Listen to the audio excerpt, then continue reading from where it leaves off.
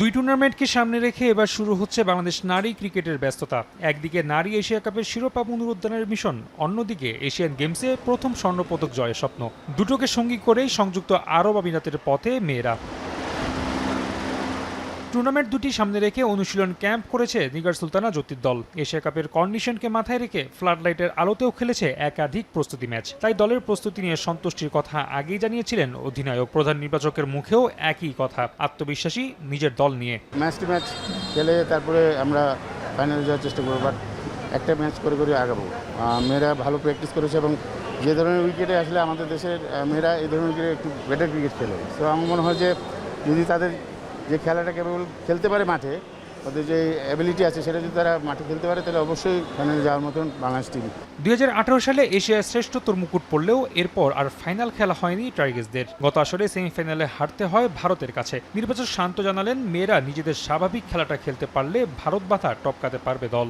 Asia কাপের পরে তো আমার এশিয়ান গেমস খেলতে যাবে বাংলাদেশ, সেখানেও ভালো খেলার অবশ্যই দরকার। আসলে মেয়েরা কিন্তু আগে চেয়ে অনেক বেটার ক্রিকেট খেলছে। সো সবার কাছে দোয়া, মানে আশা করবো যে তাদের জন্য দোয়া করতে, তারা যাতে তাদের মানে তারা যে ম্যাচটা খেলে মাঠে, যদি তারা তাদের ন্যাচারাল খেলাটা খেলতে পারে, বাংলাদেশ ইন্ডিয়াকে হারানোর মতো টিম আমি মনে করি। দল দেশ ছাড়ার একদিন আগে ইনজুরিতে কপাল পুড়ল ফারিহা ইসলাম তৃষ্ণার। আগে থেকেই ইনজুরিতে ভুগছিলেন এই পেসার। অবশ্য বিষয়টি দলকে আগে থেকে অবগত করেননি। শেষ দিনের অনুশীলনে অবস্থা গুরুতর হওয়ার পর শেষ মুহূর্তে ছিটকে যান তৃষ্ণা।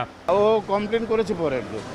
তো যার ধরুন লাস্টে ডিসিশন নিতে হয়েছে যে এমআরআই করবে, এমআরআইতে রিপোর্ট আসছে যে আপনার টায়ার টু, তো রেস্ট নিতে হবে। তো আগে যদি কমপ্লেন করতো তাহলে একটা কথা ছিল। তো আমার মনে হয় যে কৃষ্ণা তো প্র্যাকটিস করতেছিল, আমি ওর সাথে কথা বলেছি, আর কখনো কমপ্লেন করেনি। তখন লাস্ট প্র্যাকটিসের দিন তখন সে কমপ্লেন করছে তার হাতে ব্যথা করে। তো মনে হয় আগের ইঞ্জুরি ছিল, সেটা লাস্ট প্র্যাকটিসে এসে বেড়েছে। আগামী 31 আগস্ট ইন্দোনেশিয়ার বিপক্ষে এশিয়া কাপ মিশন শুরু করবে টাইগার্সরা। এই টুর্নামেন্ট শেষেই আছে এশিয়ান গেমস, সেখানেও ভালো করে পদক জয়ের স্বপ্ন মেয়েদের। রাফি আমিন, সময় সংবাদ, ঢাকা।